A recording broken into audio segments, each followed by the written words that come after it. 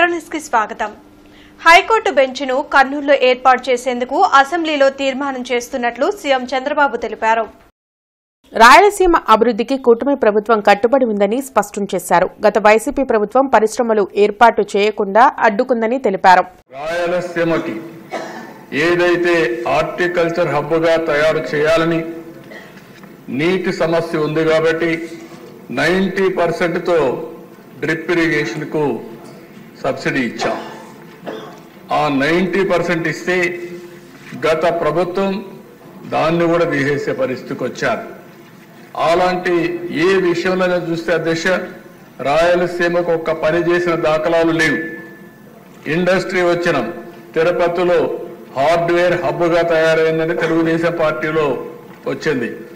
నిన్ననే మీరు చూస్తే కొప్పర్తి, ఓర్వకల్ 2 ఇండస్ట్రియల్ పార్కుల కోసం గవర్నమెంట్ ఆఫ్ ఇండియా శాంక్షన్ చేస్తే 2 కూడా రాయలసీమలో పెట్టి 5,000 కోట్ల రూపాయల దగ్గర దీనికి శాంక్షన్ చేశాం. అదే మరి ఓర్వకల్లో డ్రోన్ సిటీగా తయారు చేశాం. మ్యానుఫ్యాక్చరింగ్ కానీ యూస్ కేసెస్ తయారు చేయడం కానీ సర్టిఫికేషన్ కానీ కేంద్రంగా తయారు చేశాం. అందుకే కర్నూలు టౌన్ ని ఒక మంచి టౌన్ గా తయారు చేయాలనేది తెలుగుదేశం ప్రభుత్వం యొక్క సంకల్పం. తప్పకుండా చేస్తాం. అందులో ఒక అడుగు ముందుకేస్తూ ఈరోజు హైకోర్టు బెంచ్ని కర్నూలులో పెట్టడానికి ఈ హౌస్ తీర్మానం చేస్తున్నామని కూడా నేను తెలియజేస్తున్నాను. కూటమి ప్రభుత్వం అధికారంలోకి వచ్చినప్పటి నుండి గంజాయి కట్టడికి పకడ్బందీ చర్యలు చేపట్టామని హోంమంత్రి అనిత తెలిపారు. అసెంబ్లీలో గంజాయి బ్లేడ్ బ్యాచ్ కట్టడిపై సభ్యులు అడిగిన ప్రశ్నలకు ఆమె సమాధానమిచ్చారు. గత 5 ఏళ్లలో గంజాయి అక్రమ రవాణా కట్టడికి ప్రభుత్వం ఎలాంటి చర్యలు తీసుకోలేదన్నారు. కూటమి ప్రభుత్వం గంజాయి సాగుపై ప్రత్యేక దృష్టి పెట్టిందని, ఎవరు అక్రమంగా తరలించినా పీడీ యాక్ట్ పెట్టి కఠినంగా శిక్షించనున్నట్లు వివరించారు.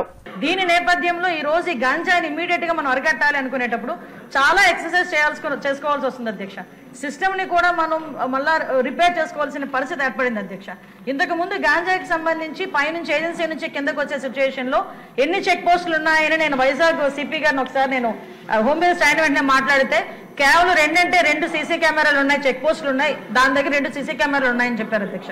అంటే చెక్ పోస్టులు కూడా పెట్టుకోలేని పరిస్థితులు అయిపోయింది. ఈ రోజు మళ్ళా తిరిగి గాంజా నిర్మూలనకి పర్టికులర్ గా ఎక్కడెక్కడైతే ఏరియాస్ నుంచి అయితే మనకి ట్రాన్స్పోర్ట్ జరుగుతుందో ఆ ట్రాన్స్పోర్ట్ అన్ని ఏరియాలలోని కూడా చెక్ పోస్టులు ఏర్పాటు చేసుకున్నాం. చెక్ పోస్టుల దగ్గర సీసీ కెమెరాస్ ఏర్పాటు చేసుకున్నాం అధ్యక్ష. ఏ గాంజా తీసుకునే వ్యక్తి కూడా ఎక్కడ కూడా తప్పించుకోకూడదనే ఉద్దేశంతోనే సర్వేలెన్స్ కింద సీసీ కెమెరాలు ఆల్రెడీ ఫిక్స్ చేస్తున్నాం అధ్యక్ష. దీని నేపథ్యంలోనే మనం అర్థం చేసుకుంటే అధ్యక్ష ఈ 5 నెలల కాలంలో మనం వచ్చిన ఎన్డీఏ గవర్నమెంట్ వచ్చిన 5 నెలల కాలంలోనే సుమారుగా 25,000 కేజీల గాంజాని ఈ రోజు పట్టుకొని గవర్నమెంట్ స్వాధీనం చేసుకునే పరిస్థితి, పోలీస్ డిపార్ట్మెంట్ వాళ్ళు పట్టుకుని స్వాధీనం చేసుకునే పరిస్థితి కనిపించింది అధ్యక్ష. గత 5 ఏళ్లలో రాష్ట్రంలో ఐటీ కంపెనీలు ఏర్పాటు చేయాలన్న వాటాలు అడగడంతో ఇతర రాష్ట్రాలకు వెళ్లిపోయారని మంత్రి నారా లోకేష్ అన్నారు. అసెంబ్లీలో నారా లోకేష్ మాట్లాడారు. 3 నెలల్లో విశాఖకు టీసీఎస్ వస్తుందన్నారు. 5 ఏళ్లలో 5 లక్షల ఐటీ ఉద్యోగాల కల్పనే తమ లక్ష్యమని చెప్పారు. సీఎం చంద్రబాబు చొరవ వల్ల ప్రపంచ ఐటీ రంగంలో 20% మంది తెలుగువారు ఉండడం గర్వకారణమని లోకేష్ అన్నారు. స్పీడ్ ఆఫ్ డూయింగ్ బిజినెస్ తో ముందుకు వెళ్తున్నట్లు వివరించారు. సుమారుగా 150 కంపెనీలు 50,000 మందికి ఉద్యోగాలు కల్పించడం కూడా జరిగింది అధ్యక్ష. ఈ పరిశ్రమలని ఆనాడు తీసుకొచ్చాం. అంతేకాకుండా అనేక సందర్భాల్లో కాన్క్లేవ్స్ కూడా ఏర్పాటు చేసి వైజాగ్ ను ఫోకస్ ఏరియాగా తీర్చిదిద్దడం జరిగింది. ముందు చూపుతో డేటా సెంటర్ పాలసీ ఆనాడు తీసుకొచ్చి అదానితో కూడా ఒప్పందం కుదుర్చుకుని వాళ్ళు కూడా ఆనాడు భూములు కేటాయిస్తాం జరిగింది, శంకుస్థాపన చేస్తాం జరిగింది. కానీ అది ఆగిపోతాం జరిగింది అధ్యక్ష. 2019 నుంచి 24 చూస్తే అధ్యక్ష ఎలాంటి యాక్షన్ లేదు. ఒక్క కాన్క్లేవ్ జరగలేదు, ఒక్క పరిశ్రమ రాలేదు అధ్యక్ష. ఒక మంత్రిని బాధాకరమైన పరిస్థితి ఏంటంటే ఆనాడు ఒక మంత్రిని అడిగారు అధ్యక్ష, ఆ రేస్ ఏదో హైదరాబాద్ లో జరుగుతుంటే ఇది మీరు ఎప్పుడు తీసుకొస్తారు ఆంధ్ర రాష్ట్రానికంటే కోడి ఇంకా గుడ్డు పెట్టలేదు, లేదంటే గుడ్డు కోడి పెట్టలేదు ఏదో చెప్పాడు అధ్యక్ష. అది దేవుడి తెలియాలి ఏం చెప్పాడు. ఆ రోజు నుంచి ఆంధ్ర రాష్ట్రం అనేది ఎగతాళి చేశారు అధ్యక్ష. ఎక్కడికి వెళ్ళినా ఆంధ్ర రాష్ట్ర ఐటీ మంత్రి ఇలా ఉంటారా, ఇలా అవుతే పరిశ్రమలు ఎట్లా వస్తాయని కూడా వాళ్ళందరూ ఎగతాళి చేసే పరిస్థితి అధ్యక్ష. అంతేకాకుండా అధ్యక్ష నేను మంత్రి అయిన తర్వాత అనేక కంపెనీల్లో కలిస్తే గత ప్రభుత్వంలో ఉన్న వాళ్ళు చాలా స్పష్టంగా మన కంపెనీలో వాటాలు అడుగుతాం జరిగింది అధ్యక్ష. వాటాలు అడిగారు అధ్యక్ష. దానివల్ల ఆ కంపెనీలన్నీ వెనక్కి వెళ్ళిపోయినాయి. అంటే ఐటీ కంపెనీల్లో కూడా వాటాలు అడిగే పరిస్థితి వీళ్ళు వచ్చారు అధ్యక్ష. ఏం చెప్పాలి? ఈ నెల 30వ తేదీన పాటిబండ్ల సీతారామయ్య హైస్కూల్ ప్రాంగణంలో శ్రీ వెంకటేశ్వర స్వామికి గలార్చనతో నీరాజనం కార్యక్రమం నిర్వహిస్తున్నట్లు తానా అధ్యక్షులు శృంగవరపు నిరంజన్ తెలిపారు. ఈ మేరకు పాటిబండ్ల సీతారామయ్య హైస్కూల్లో ఆయన మీడియాతో మాట్లాడారు. తానా దర్శనం టీవీ ఛానల్ సంయుక్త ఆధ్వర్యంలో ఈ కార్యక్రమం ఏర్పాటు చేయడం జరిగిందన్నారు. ఏకగళంతో అన్నమయ్య సంకీర్తనల కార్యక్రమం సాగుతుందని అన్నారు. మొత్తం 4000 మంది కార్యక్రమానికి హాజరయ్యే అవకాశం ఉందన్నారు. అదేవిధంగా 1000 మందితో సహస్ర గళార్చన జరుగుతుందని తెలిపారు. ఈ కార్యక్రమంలో పాల్గొనేవారు ఈ నెల 25వ తేదీలోపు పేర్లు నమోదు చేసుకోవాలని సూచించారు. కలియుగ దైవం శ్రీ వెంకటేశ్వర స్వామికి అన్ని సేవలతో పాటు గళార్చన కూడా నిర్వహించడం గర్వంగా ఉందన్నారు. తెలుగువారి లోక కళ్యాణార్థం సప్తగిరి కీర్తనలతో కార్యక్రమం నిర్వహిస్తున్నట్లు చెప్పారు. సాయంత్రం 5 గంటల నుంచి 8 గంటల వరకు గళార్చన కార్యక్రమం సాగుతుందని నిరంజన్ పేర్కొన్నారు. ఆధ్యాత్మిక భావన పెంపొందించే ఉద్దేశంతో కార్తీక మాసంలో ప్రతి ఏటా కార్యక్రమం నిర్వహిస్తామన్నారు. ఈ కార్యక్రమానికి TTD chairman B R Naidu, Guntur range IG Tripathi, కేంద్ర మంత్రి పెమ్మసాని చంద్రశేఖర్, ఇతర అధికారులు హాజరవుతారని పేర్కొన్నారు. ఈ సమావేశంలో దర్శనం టీవీ ఛానల్ ప్రతినిధులు మహేష్ దీరా, బండ్లమూడి స్వామి, తానా మాజీ కార్యదర్శి కొల్లా అశోక్, ఫ్యాంగ్టెక్ సీఈఓ జిల్లెడుమూడి వెంకట్ పాల్గొన్నారు. అంటే నవంబర్ 30 శనివారం రోజు వెంకటేశ్వర స్వామికి మన నీరాజనం కింద అన్నమాచార్య సంకీర్తనలు సహస్ర గళార్చన దాదాపు 1000 మంది గాయకులు సింగర్స్ అందరితో కలిపి పెద్ద ఎత్తున, అంటే నాకు తెలిసి గుంటూరు లో ఇంతటి పెద్ద ఎత్తున జరిగినటువంటి ప్రోగ్రాం లేదు. అలాంటి కార్యక్రమాన్ని ఇక్కడ లోకల్ వాళ్ళతో కలిసి చేయటము, దానికి తానా వారు సహకారం అందిస్తూ ఇక్కడ ఉన్నటువంటి మిత్రులు చాలామంది స్పాన్సర్స్తో ముందుకొచ్చి ఈ సహస్ర గళార్చన ద్వారా తెలుగువారు అందరూ బాగుండాలి అనేటువంటి సదుద్దేశంతో ఈ కార్యక్రమాన్ని ఇక్కడ నిర్వహించడం జరుగుతూ ఉంది. ఆ సింగర్స్ పాడుతుంటే మనం లైవ్ ఆర్కెస్ట్రాతోటే మొత్తం స్వామివారి కీర్తనలు 7 కీర్తనలు ఒకేసారి అందరూ గళవెత్తి పాడే ఈ కార్యక్రమం. సో ఖచ్చితంగా మీ అందరి ఆదరాభిమానాలతో సో మరింతగా అందరికీ చేరువవుతుంది. సో ఇంకా ఎవరైనా పాడాలనుకుంటున్న వాళ్ళు చాలామంది ఇంట్రెస్ట్ చూపిస్తున్నారు. వాళ్ళందరి కోసం కూడా మేము 25వ తారీఖు వరకు కూడా సో ఈ డేట్ని పెట్టడం జరిగింది. ఎవరున్నా కూడా పాడొచ్చు ఇంట్రెస్ట్గా. 10 సంవత్సరాల నుంచి చాలామంది 8 ఇయర్స్ 6 ఇయర్స్ కూడా పిల్లలు వస్తున్నారండి. మా పిల్లలు ఆల్రెడీ 3 కీర్తనలు నేర్చుకున్నారండి, మేము ఇంకో 4 నేర్పిస్తాం. వాళ్ళందరితో కలిసి పాడితే మాకు తిరుమలలో ఉన్న ఒక అనుభూతి కలుగుతుంది. మేమందరం తిరుమల వెళ్ళలేము కానీ ఇక్కడ ఉండి మేము ఆ సేవ చేసుకుంటాము అని చాలామంది పేరెంట్స్ స్కూల్స్ నుంచి మంచి రెస్పాన్స్ వస్తుంది. ఈ యొక్క కార్యక్రమంలో పాల్గొనేటువంటి చిన్నారులు కానీ ఎవరైనా సరే గాయకులందరికీ కూడా స్వర్ణగిరి వెంకటేశ్వర స్వామి టెంపుల్ భువనగిరి హిల్స్ నుంచి వారు ఓ ప్రశంసా పత్రాన్ని వాళ్ళ యొక్క లడ్డు ప్రసాదాన్ని అందించబోతున్నారు. ఈ దీంట్లో ఉన్న ప్రత్యేకత ఏంటంటే స్వర్ణగిరి వెంకటేశ్వర స్వామి టెంపుల్ చాలా పెద్దదండి. వారు కూడా వాళ్ళు తెలంగాణ రాష్ట్రంలో ఉన్నప్పటికీ కూడా ఇలాంటి ప్రోగ్రామ్ మీరు గుంటూరులో చేస్తున్నారు, డెఫినెట్గా మా వంతు మేము సహకరిస్తామని చెప్పేసి ఇక్కడ పార్టిసిపెంట్స్ అందరికీ కూడా వాళ్ళు ప్రశంసా పత్రాలను ఇస్తున్నారు సార్. అది చాలా హైలైట్ యాక్చువల్గా. ఎందుకంటే పార్టిసిపెంట్స్ అందరికి కూడా చిన్నారులకు కానీ పాడే వాళ్ళ ప్రతి ఒక్కరికి కూడా స్వర్ణగిరి వెంకటేశ్వర స్వామి వారి ఆశీర్వాదము, వారి యొక్క లడ్డు ప్రసాదము, వారి యొక్క ప్రశంసా పత్రము ఇవన్నీ కూడా చిన్నారులకు మనం ఇవ్వడం జరుగుతుంది. 1000 మందికి కూడా. తానా తరపున మాకు ఈ అవకాశం ఇచ్చినటువంటి లోకల్గా ఉన్నటువంటి దర్శనం సంస్థ వాళ్ళందరికీ కూడా హృదయపూర్వకంగా నమస్కారాలు. అదేవిధంగా 1000 మంది విద్యార్థినీలు అదేవిధంగా గాయకులు ఈ కార్యక్రమానికి తమ వంతుగా వాలంటీర్గా వచ్చి అన్నమాచార్యులు గారిని గుర్తుపెట్టుకుంటూ ఈ కార్యక్రమం మన గుంటూరు నగరంలో ఆర్గనైజ్ చేయడానికి ముందుకొచ్చిన అందరూ ముందుకు రావడం చాలా శుభసూచకం.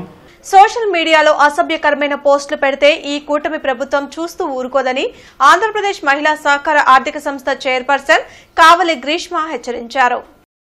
మహిళా ప్రాంగణంలో ఆంధ్రప్రదేశ్ మహిళా సహకార ఆర్థిక సంస్థ చైర్పర్సన్ గా కావలి గ్రీష్మ పదవీ బాధ్యతలు స్వీకరించారు. మాజీ స్పీకర్ ప్రతిభా భారతి ఆమెను అభినందించారు. తాను రాజకీయాల్లోకి వచ్చింది మహిళలకు పిల్లలకు సేవ చేసేందుకే అని మీడియా సమావేశంలో కావలి గ్రీష్మ పేర్కొన్నారు. ఈ పదవి ఇచ్చినందుకు సీఎం చంద్రబాబు, మంత్రి లోకేష్ కు కృతజ్ఞతలు తెలుపుతున్నానని అన్నారు. వైసీపీ సోషల్ మీడియా తనను ఎంతో వేధింపులకు గురిచేసిందని ఆరోపించారు. ఇక నుంచి వారి ఆటలు సాగవని హెచ్చరించారు. నేను ఫస్ట్ ఆఫ్ ఆల్ ముఖ్యమంత్రి గారికి నారా చంద్రబాబు నాయుడు గారికి ఈ అవకాశం ఇచ్చినందుకు నేను కృతజ్ఞతలు తెలుపుకుంటున్నాను. అలాగే లోకేష్ అన్నకి చాలా చాలా థ్యాంక్స్ చెప్తున్నాను. ఎందుకంటే లాస్ట్ 5 years నుంచి నేను చాలా సబ్జెక్ట్స్ మీద పోరాడాను, చాలా సబ్జెక్ట్స్ గురించి మాట్లాడాను. అంటే పార్టీలో జరుగుతున్న ఏదైతే లాస్ట్ ప్రభుత్వం ఏదైతే మమ్మల్ని పార్టీగా తొక్కేద్దాం అన్న వాటి గురించి, వాటి సబ్జెక్ట్ గురించి నేను చాలా మాట్లాడాను. బట్ యాజ్ ఎ ఉమెన్ నేను చాలా సఫర్ అయ్యాను.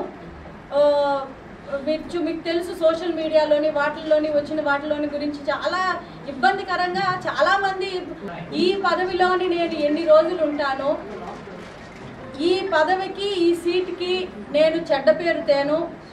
ఈ కార్పొరేషన్ ద్వారా మహిళలకి నా శాయశక్తుల మించి మరి నేను వాళ్ళ కోసం పనిచేస్తాను తప్పితే నా స్వలాభం కోసం ఎప్పుడు నేను ఈ కుర్చీని ఉపయోగించుకోనని నేను దైవ సాక్షిగా ప్రమాణం చేస్తాను.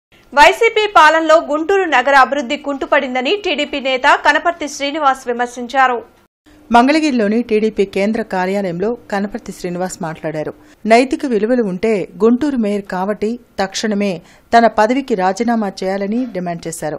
మేయర్ ఎక్కడైనా తన అవినీతి కుంభకోణాలకు చరమగీతం పాడాలన్నారు. ఏ మాత్రం కూడా నైతిక విలువలుంటే, నీకు ఏ మాత్రం సిగ్గు శరం ఉంటే నువ్వు వెంటనే మేయర్ పదవికి రాజీనామా చేయాలని చెప్పేసి డిమాండ్ చేస్తా ఉన్నా. మరి నీ హయాంలో నగరం అభివృద్ధి చెందకపోగా అనేక రకమైనటువంటి కోట్ల రూపాయల కుంభకోణం జరిగింది. అట్లానే ముఖ్యంగా టీడీఆర్ బాండ్స్, ఈ టీడీఆర్ బాండ్స్ అనేది దగ్గర 500 కోట్ల రూపాయల కుంభకోణం. ఇది త్వరలో ప్రభుత్వం విచారణ కూడా చేయించటానికి సిద్ధంగా ఉంది. దీంట్లో ఎవరైతే పాత్ర సూత్రధారులందరూ కూడా ఇవాళ ట్రాన్స్ఫర్ల పేరు మీద ఎటేటో వెళ్ళారు. కానీ ఎక్కడికి వెళ్ళినా మేం మాత్రం వాళ్ళను వదిలిపెట్టమని చెప్పి ఈ సందర్భంగా తెలియజేస్తా ఉన్నా. మేయర్ మనోహర్ నాయుడు క్షమాపణలు చెప్పి తన పదవికి రాజీనామా చేయాలని టీడీపీ సీనియర్ నేత కార్పొరేటర్ బాబు డిమాండ్ చేశారు. కృష్ణనగర్లోని తన కార్యాలయంలో కార్పొరేటర్ బాబు మీడియా సమావేశంలో మాట్లాడారు. మేయర్ మనోహర్ నాయుడు నగర ప్రథమ పౌరుడిగా ఉండి ముఖ్యమంత్రి చంద్రబాబు, ఉప ముఖ్యమంత్రి పవన్ కళ్యాణ్పై అసభ్య పదజాలంతో మాట్లాడటం సిగ్గుచేటని మండిపడ్డారు. ఈ విషయంలో ఆయన వెంటనే క్షమాపణ చెప్పాలని డిమాండ్ చేశారు. హైకోర్టు మేయర్ కావటి మనోహర్ నాయుడిపై ఆగ్రహం వ్యక్తం చేసి నోటీసులు ఇచ్చి విచారణకు ఆదేశించిందని వివరించారు. తక్షణమే మేయర్ పదవికి మనోహర్ నాయుడు రాజీనామా చేయాలని డిమాండ్ చేశారు. కాబట్టి మేము కాబట్టి మనోహర్ నాయుడు మీద డిమాండ్ చేస్తా ఉన్నాం. హైకోర్టు ఇచ్చిన తీర్పు కానీ, లేకపోతే నువ్వు బాధ్యత గల ప్రథమ పౌరుడిగా ఉండి ఇట్లాంటి వ్యాఖ్యలు చేసినందుకు కానీ తక్షణం నువ్వు ముందు వారికి బేషరతుగా క్షమాపణ చెప్పాలి. అట్లాగే నువ్వు నగర పౌరుడిగా ఉండటానికి వీల్లేదని నగర ప్రజలందరూ కూడా అసహించుకుంటున్నారు. ఒక పౌరుడిగా ఉండి మన తరపున ప్రతినిధిగా ఉండి నువ్వు ఇట్లాంటి మహిళల్ని కించపరిచే విధంగా, అట్లాగే తల్లుల్ని కానీ వాళ్ళు కించపరిచే విధంగా మాట్లాడటం ఇతనా మేయర్ అని చెప్పి అందరూ కూడా విచారిస్తున్నారు. కాబట్టి నువ్వు వెంటనే మేయర్ పదవికి రాజీనామా చేయాలి. ఎందుకంటే రేపు నువ్వు విచారణకు పిలిచి నీకు నోటీస్ ఇచ్చి తర్వాత అరెస్టు చేస్తే నగర ప్రజల పరువు అంతా కూడా పోతుందని చెప్పి వాళ్ళు ఆందోళన వ్యక్తం చేస్తున్నారు. కాబట్టి నువ్వు తక్షణమే నీ పదవికి రాజీనామా చేయాలని చెప్పి నేను డిమాండ్ చేస్తూ ఉన్నాను. అట్లాగే హైకోర్టు వారు కూడా వీరిని వెంటనే 6 వారాలు గడువు ఇచ్చారు కాబట్టి విచారణ కూడా వెంటనే చేసి వీరికి తగిన శిక్ష విధించాల్సిందిగా కోరుతున్నాను. సలాం నమస్తే గుంటూరు సొసైటీ ఆధ్వర్యంలో గుంటూరు గాడ్ టాలెంట్ షో కార్యక్రమం జరగనుంది. డిసెంబర్ 1న పొన్నూరు రోడ్లోని ఎం కన్వెన్షన్లో జరిగే ఆడిషన్స్లో గుంటూరులో టాలెంట్ ఉన్నవారు పోటీ చేయవచ్చని సలాం నమస్తే Guntur society founder doctor Shama Sultana తెలిపారు. కార్యక్రమానికి సంబంధించిన పోస్టర్లను ఎన్ఎస్యూఏ జిల్లా అధ్యక్షులు కరీంతో కలిసి ఆమె ఆవిష్కరించారు. పోటీలకు సంబంధించిన వివరాలను ఆమె మీడియాకు వెల్లడించారు. ఈ Guntur got talent show December 1 నుంచి మొదలవుతుంది. డిసెంబర్ 1వ తారీఖు అండ్ 8వ తారీఖు ప్రతిరోజు సండే పెట్టామండి, అందరికీ సౌకర్యంగా ఉన్నట్టు. డిసెంబర్ 1 అండ్ డిసెంబర్ 8 ఆడిషన్స్ జరుగుతాయి. ప్రతి schools, colleges, institutions, normal people ఎలాంటి వాళ్ళైనా తమ టాలెంట్స్, స్కిల్ ఉంది అనుకుంటే వాళ్ళు రాగలరు. వాళ్ళు ఈ కాంపిటీషన్లో కంపల్సరీగా పార్టిసిపేట్ చేసి వాళ్ళ స్కిల్ చూపించుకోగలరు. డిసెంబర్ 1 అండ్ డిసెంబర్ 8 ఆడిషన్స్ జరుగుతాయి. డిసెంబర్ 15 వచ్చేసి సెమీఫైనల్స్ జరుగుతాయి. డిసెంబర్ 1, డిసెంబర్ 8 ఎవరైతే పార్టిసిపేట్ చేసి మేము సెలెక్ట్ చేస్తామో జడ్జెస్ ద్వారా, వాళ్ళు 15కి సెమీఫైనల్స్కి వెళ్తారు. తద్వారా మాకు సెమీఫైనల్స్ అయిన తర్వాత ఫినాలే డిసెంబర్ 22 సండే, ఆదివారం నాడు జరుగుద్ది. వెన్యూ వచ్చేసి ఎం కన్వెన్షన్ హాల్, పొన్నూరు రోడ్. గొప్ప ఆలోచనతో గుంటూరు గాట్ టాలెంట్ అనేటటువంటి ఒక మంచి కాంపిటీషన్ని తీసుకుని వచ్చి ఈరోజు గుంటూరు నగరంలో ఉన్నటువంటి టాలెంట్ ఎవరైతే ఉన్నారో వాళ్ళందరినీ కూడా బయటికి తీసుకురావాలి, వాళ్ళని కూడా గుర్తించాలనేటటువంటి ఒక గొప్ప ఆలోచనతో ఈరోజు సలాం నమస్తే గుంటూరు సొసైటీ ఆధ్వర్యంలో ఒక మంచి కార్యక్రమాన్ని నిర్వహించడం నిజంగా చాలా ఆనందకరమైనటువంటి విషయం. గుంటూరు నగర వ్యాప్తంగా ఉన్నటువంటి యూత్కి, అదేవిధంగా ఈ పార్టిసిపేట్ చేస్తున్నటువంటి ప్రతి ఒక్కరికి కూడా మీరు రండి, మీ యొక్క టాలెంట్ని ఈ వేదిక రూపంలో మీరు కూడా బయటికి తీసుకొని రండి. ఎందుకంటే టాలెంట్ మీ దగ్గర ఉన్నప్పటికి కూడా అది ఎక్కడ చూపించాలో మీకు తెలియనటువంటి పరిస్థితి.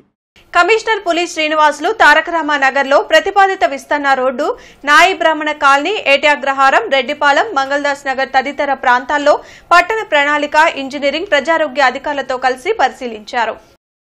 ఈ సందర్భంగా కమిషనర్ మాట్లాడుతూ తారకరామ నగర్ మెయిన్ రోడ్ని మాస్టర్ ప్లాన్ మేరకు 60 అడుగుల విస్తరణకు చేయాల్సిన అవసరం ఉందని, విస్తరణపై ఇప్పటికే ప్రజాప్రతినిధులు, స్థానికులు పలు అర్జీలు ఇచ్చారన్నారు. నోటీసుల గడువు అనంతరం ఆక్రమణల తొలగింపు చేపట్టి మాస్టర్ ప్లాన్ ప్రకారం 60 అడుగులకు విస్తరణ చేస్తామన్నారు. ఏటి అగ్రహారం రిజర్వాయర్ పంప్ హౌస్ని పరిశీలించి రిజర్వాయర్ని ప్రతి నెల నిర్దేశిత గడువులోగా శుభ్రం చేయాలని, రిజర్వాయర్ బోర్డు మీద శుభ్రం చేసిన తేదీని నోట్ చేయాలన్నారు. పంపింగ్ కేంద్రాల్లో మోటార్ల పనితీరుని ఎప్పటికప్పుడు పరిశీలిస్తూ ఏమైనా మరమ్మతులు ఉంటే యుద్ధ ప్రాతిపదికన చేపట్టాలన్నారు. నాయి బ్రాహ్మణ కాలనీ, రెడ్డిపాలెంలో నూతన సీసీ రోడ్లను పరిశీలించి పనుల్లో నాణ్యతా ప్రమాణాలు పాటించిన వాటికి బిల్లులు చెల్లించడం కుదరదని స్పష్టం చేశారు. మంగళదాస్ నగర్లో అసంపూర్తిగా ఉన్న కమ్యూనిటీ హాల్ నిర్మాణం పూర్తిగా సమగ్ర అంచనాలు సిద్ధం చేయాలని ఇంజనీరింగ్ అధికారులను ఆదేశించారు.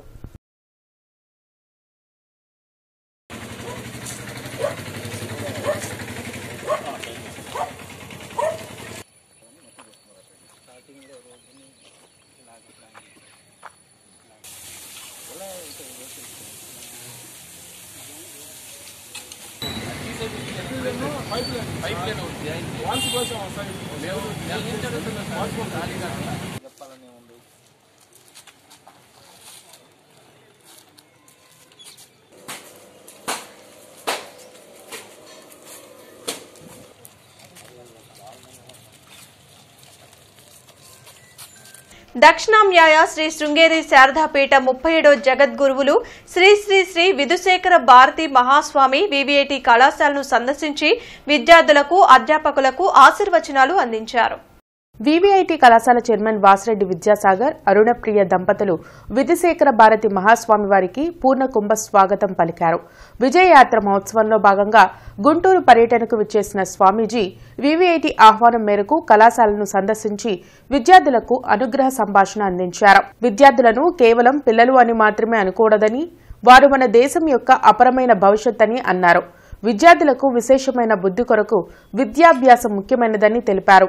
ఆధునిక విద్యను అందించడం ద్వారా మన దేశం భవిష్యత్ ఉజ్వలంగా ఉంటుందని అన్నారు. దృఢమైన లక్ష్యం ఎంచుకొని వాటిని సాధించేలా కృషి చేయాలని విద్యార్థులకు సూచించారు. గొప్పవారమి కావాలి అని అనుకుంటే సరిపోదని, దానికి తీవ్రమైన కోరిక, కృషి కలిగి ఉండాలని తెలిపారు. దేశం, ధర్మం రెండు కళ్ళు వంటివని, వాటిని మనం పరిరక్షించుకోవాలని అన్నారు. ఈ కార్యక్రమంలో vice chairman Vasireddy Mahadev, secretary Badri Prasad, అధ్యాపకేతర సిబ్బంది మరియు కళాశాల విద్యార్థులు పాల్గొన్నారు. వీళ్ళు కేవలం విద్యార్థులు, పిల్లలు అని మాత్రమే మనం అనుకోకూడదు. వీళ్ళు మన దేశం యొక్క ఒక అపారమైనటువంటి సంపత్తు, మన దేశం యొక్క విశేషమైనటువంటి భవిష్యత్తు అని నేను భావిస్తూ ఉంటాను.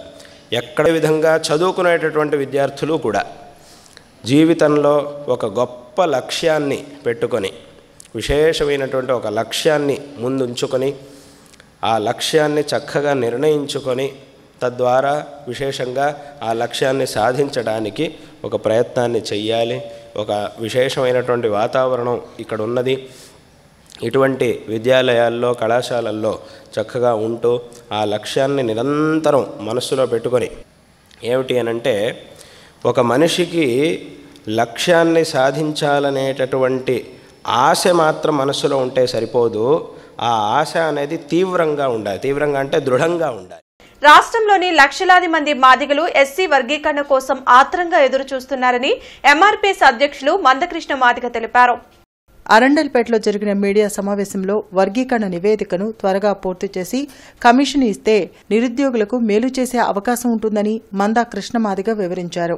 ముఖ్యమంత్రి చంద్రబాబు, మంత్రి లోకేష్ కూడా దీనిపై సానుకూలంగా స్పందించారని, అన్ని వర్గాల నిరుద్యోగులు కూడా దీనికోసం ఎదురుచూస్తున్నారని వెల్లడించారు. కమిషన్ నిర్ణయం తీసుకునే సమయానికి మాలా మాదిగ ఎమ్మెల్యేలను దృష్టిలో పెట్టుకుని వర్గీకరణకు కావలసిన విధి విధానాలు అమలు చేయాలని కోరారు. సుప్రీంకోర్టు తీర్పును అధ్యయనం చేసి వర్గీకరణను ఎలా అమలు చేయాలనే విషయంలో హర్యానా ప్రభుత్వం కూడా ఒక కమిషన్ వేసింది. అది ఎస్సీ కమిషన్ వేయడం జరిగింది. ఆ ఎస్సీ కమిషన్ నివేదిక 10 రోజుల్లోనే రాష్ట్ర ప్రభుత్వానికి అందించినట్టుగా హర్యానా ప్రభుత్వం నిర్ణయం తీసుకున్నది. ఆగస్టు 1న సుప్రీంకోర్టు తీర్పు వచ్చింది. ఆగస్టు 8న ఎస్సీ కమిషన్ హర్యానా ప్రభుత్వం వేసింది. కమిషన్ నివేదిక ఆగస్టు 18కి సమర్పించడం జరిగింది. అదే రోజు కమిషన్ నివేదికను ఆమోదిస్తున్నట్టుగా హర్యానా క్యాబినెట్ నిర్ణయం కూడా తీసుకున్నది. దాన్ని దృష్టిలో పెట్టుకొని కమిషన్ కనీసం 1 నెల రోజుల గడువులోపు ఎస్సీ వర్గీకరణ మీద అధ్యయనాన్ని పూర్తి చేసి తదుపరి నివేదిక త్వరగా ఇవ్వగలిగితే బ్రాహ్మణ సామాజిక వర్గాన్ని జగన్మోహన్ రెడ్డి నిర్లక్ష్యంగా చూస్తున్నారని వైసీపీ రాష్ట్ర ప్రచార కమిటీ కార్యదర్శి తాడేపల్లి విజయకృష్ణ శర్మ ధ్వజమెత్తారు. గత 5 సంవత్సరాలుగా వైసీపీ కోసం కష్టపడి పనిచేసిన కార్యకర్తలను పట్టించుకోలేదని మీడియా సమావేశంలో తాడేపల్లి విజయకృష్ణ శర్మ మండిపడ్డారు. పార్టీ కేంద్ర కార్యాలయంలో ఒక వ్యక్తి షాడోగా, ఇన్ఛార్జిగా ఉంటూ పదవులు రాకుండా చేశారని ఆవేదన వ్యక్తం చేశారు. నగరంలో 50,000 బ్రాహ్మణ ఓట్లు ఉన్నా ఒక్క పదవి కూడా ఇవ్వలేదన్నారు. అవినీతి పరుడైన ఈచంపాటి హరికృష్ణకి నగర అధ్యక్ష పదవి ఎలా ఇస్తారని ఆరోపించారు. ఈ కార్యక్రమంలో కోటా ప్రసాద్ శాస్త్రి పాల్గొన్నారు. బ్రాహ్మణ యువజన సమాఖ్య రాష్ట్ర వ్యవస్థాపక అధ్యక్షుడిని. మొదటి దగ్గర నుంచి జగన్ గారు పార్టీ పెట్టిన దగ్గర నుంచి ఈ రోజు వరకు పార్టీలో పనిచేసుకుంటూ వచ్చాను. సీనియర్ నాయకుడిని. ఎన్నో ఆస్తులు నష్టపోయాను. కనీసం ఒక పదవి కానీ, గౌరవం అనేది కానీ, ఒక మీటింగ్ ఉంటే కనీసం పిలిచి కూర్చోమని కానీ ఇంతవరకు జరగలేదు. దానికి ప్రధాన కారణం ఎవరంటే ఇక్కడ రాజ్యవర్ధన షాడోగా సీఎంగా ఉన్నటువంటి అప్పిరెడ్డి గారే. నేను పెట్టుకున్న నామినేట్ పోస్ట్ కూడా కనీసం అనౌన్స్ కాకుండా ఆపిన ఏకైక వ్యక్తి అప్పిరెడ్డే. ఇట్లాంటి కార్యకర్తలు 95% కార్యకర్తలకి పదవులు రాకుండా ఉండడానికి కారణం ఆయనే. టీజేపీఎస్ కళాశాల స్వర్ణోత్సవాల్ని పురస్కరించుకుని నగరంలో ప్రముఖ దంత వైద్యులు ఆస్ట్రేలియన్ డెంటల్ క్లినిక్ వారిచే కళాశాల విద్యార్థులకు మరియు అధ్యాపకులకు ఉచిత దంత వైద్య శిబిరం నిర్వహించినట్లు కళాశాల సెక్రటరీ మరియు కరెస్పాండెంట్ కెవి బ్రహ్మన్ తెలిపారు. ఆరోగ్యమైన జీవనానికి దంత సంరక్షణ చాలా ముఖ్యమైన అంశమని ఈ కార్యక్రమానికి ముఖ్య అతిథిగా విచ్చేసిన డాక్టర్ రావిపాటి అచ్యుత్ తెలిపారు. ప్రతిరోజు క్రమం తప్పకుండా ప్రతి ఒక్కరూ ఉదయం, సాయంత్రం దంతాలను శుభ్రం చేసుకోవాలని, దంతాలు ఆరోగ్యంగా ఉంటే మిగతా శరీర భాగాలు ఆరోగ్యవంతంగా ఉంటాయని చెప్పారు. విద్యార్థులకు డెంటల్ ఇంప్లాంట్స్ గురించి అవగాహన కల్పించారు. డిగ్రీ కళాశాల ఇన్ఛార్జ్ భానుమురళి మాట్లాడుతూ యాజమాన్యం వారు ఏర్పాటు చేసిన ఈ శిబిరాన్ని అందరూ వినియోగించుకోవాలని తెలిపారు. కార్యక్రమంలో 360 మంది విద్యార్థులకు వైద్య పరీక్షలు నిర్వహించడం జరిగిందని తెలిపారు. ఈ కార్యక్రమంలో గుంటూరు జిల్లా జాతీయ సేవా పథకం కార్యక్రమ నిర్వహణ అధికారి డాక్టర్ జేవి సుధీర్ కుమార్, కార్యక్రమ నిర్వహణ అధికారి R J Sailaja, inter campus incharge G Suresh Kumar, doctor Vishnu, manager B Pavan, NSS విద్యార్థులు పాల్గొన్నారు. నగరపాలక సంస్థ కౌన్సిల్ సమావేశ మందిరంలో రైల్వే, ట్రాఫిక్, ఆర్ఎండ్బి, జీఎంసీ అధికారులతో కమిషనర్ పులి శ్రీనివాసులు మూడంతరాల రాకపోకల నిలిపివేత, ప్రత్యామ్నాయ చర్యలపై సమావేశం నిర్వహించారు. ఈ సందర్భంగా కమిషనర్ పులి శ్రీనివాసులు మాట్లాడుతూ రైల్వే శాఖ 3 వంతెనల దగ్గర నూతన ట్రాక్ ని ఎక్స్టెన్షన్ చేయడానికి చర్యలు తీసుకుంటుందని, సదరు పనులను చేపట్టడానికి 60 రోజుల పాటు 3 వంతెనల మార్గంలో రాకపోకలు నిలిపివేయాలని రైల్వే అధికారులు కోరారన్నారు. కావున నగర ప్రజలు గమనించి నెహ్రూ నగర్ గేట్, శంకర్ విలాస్ వంతెన వైపు నుండి కొత్తపేటకు వెళ్లాలని సూచించారు. ఆర్ఎండ్బి అధికారులు శంకర్ విలాస్ వంతెనపై రోడ్ ప్యాచ్ వర్క్లను చేపట్టాలని, ట్రాఫిక్ పోలీసులు సమన్వయం చేసుకోవాలన్నారు. సమావేశంలో GMC SE Nagamalleswararao, city planner Rambabu, R and B DEE Chinnaiah, పశ్చిమ traffic CI Singaiah, railway ADN Jaganmohan Rao తదితరులు పాల్గొన్నారు. సీఎం చంద్రబాబు మందకృష్ణ మాదిగతో కలిసి మాలలను మోసం చేసేందుకు సిద్దమయ్యారని అఖిల భారత మాల సంఘాల జేఏసీ చైర్మన్ ఉప్పిలేటి దేవిశ్రీ ప్రసాద్ మండిపడ్డారు. నగరంలోని ఓ హోటల్లో ఏర్పాటు చేసిన మీడియా సమావేశంలో ఉప్పిలేటి దేవిశ్రీ ప్రసాద్ మాట్లాడారు. ఎస్సీ వర్గీకరణతో సంబంధం లేకుండా మెగా డీఎస్సీని రాష్ట్ర ప్రభుత్వం తక్షణమే విడుదల చేయాలని డిమాండ్ చేశారు. ఎస్సీ వర్గీకరణ వల్ల మాలల కంటే మాదిగలకే ఎక్కువ నష్టం జరుగుతుందన్నారు. డిసెంబర్ 15వ తేదీ నల్లపాడు రోడ్లో లక్షలాది మాలలతో మాలల మహాగర్జన సభ నిర్వహిస్తున్నట్లు తెలిపారు. ఇదే అన్నవరపు కిషోరమ్మ. ఈ అఖిల భారత మాలా సంఘాల జేఏసీ ఆధ్వర్యంలో డిసెంబర్ 15వ తారీఖున జరగబోయే మాలల మహాగర్జన అనే మహా ఉద్యమ సమావేశానికి ఈ మీటింగ్ ద్వారా మేము చెప్పదలుచుకున్నది ఏంటంటే, ఆంధ్రప్రదేశ్ ప్రభుత్వానికి గుడ్డి చూపుతో అంతకుముందు జరిగినటువంటి విధ్వంసకాండను కూడా లెక్క చేయకుండా దళితుల మధ్య విభేదాలు సృష్టించి మాలా మాదిగలని విడదీసి ఒక విభజనవాదాన్ని తీసుకొచ్చి ఈ రాష్ట్రంలో ఎంత సమరం, ఎంత సంగ్రామం జరిగిందో మనందరికీ తెలుసు. సుప్రీంకోర్టులో ఇవాళ జడ్జిమెంట్ ఏమని ఇచ్చిందనే దాని మీద బ్లాంకెట్ పర్మిషన్ ఏమి లేదు. వాళ్ళకి ఏదో వచ్చేసింది, మాకు ఇచ్చేసింది సుప్రీంకోర్టు అనుకుంటున్నారు. అదేమి కాదు. సుప్రీంకోర్టు చెప్పింది ఏంటంటే, రాష్ట్రాలకు అధికారం ఉంది, కొన్ని కులాలు వెనకబడిపోయినవి ఉన్నాయి అనుకుంటే వాళ్ళకి స్పెషల్ ట్రీట్మెంట్ ఇవ్వడానికి కొంత అవకాశం ఉంది అని చెప్పడం జరిగిందే తప్ప ఉన్నదాన్ని వర్గీకరించాలని ఏమి చెప్పలేదు. కాబట్టి మీరు వర్గీకరణని దానికి అన్వయించుకుని మీరు వర్గీకరణకు పూనుకుంటే తీవ్రమైనటువంటి వ్యతిరేకతతో మేమంతా కూడా ఉద్యమిస్తామని చెప్పి సందర్భంగా తెలియజేస్తున్నాం. అసలు వర్గీకరణ అనేటువంటి అంశం ఉపకులాలకు అన్యాయం జరుగుతుంది అనేటువంటి వేదిక మీద ఏర్పడినటువంటి ఒక సంస్థ, ఒక వ్యవస్థ. కానీ ఈరోజు ఉపకులాలలో 15%లో ఎంత శాతం వస్తుందో కూడా ఒకసారి మందకృష్ణ గారి ఆత్మ పరిశీలన చేసుకోవాల్సిన అవసరం ఎంతో ఉంది. వాస్తవంగా ఉపకులాలకు అన్యాయం జరిగితే 15%లో మాలామాదిగులు 1% తీసుకుని 13% ఉపకులాలకు పంచుదామా? మేము సిద్ధమే, మీరు కూడా సిద్ధమా? ఈరోజు రాష్ట్రంలో ఏజ్ క్రాస్ అయ్యి ఎంతోమంది పేద ఓసీలు, బీసీలు, ఎస్టీలు మాకు ఏజ్ బారైందని చెప్పి కొంతమంది ఆత్మహత్యలకు పాల్పడుతుంటే, రేపు వర్గీకరణ జరిగేంత వరకు మేము ఉద్యోగాలు ఇవ్వము, డిఎస్సిని నోటిఫికేషన్ రిలీజ్ చేయమని చెప్పి విద్యాశాఖ మంత్రి గారు చెప్పడం అతని అజ్ఞానానికి నిదర్శనం. దీన్ని మేము ఖండిస్తూ ఉన్నాం పూర్తి స్థాయిలో. ఈ వార్తలు ఇంతటితో సమాప్తం. నమస్కారం.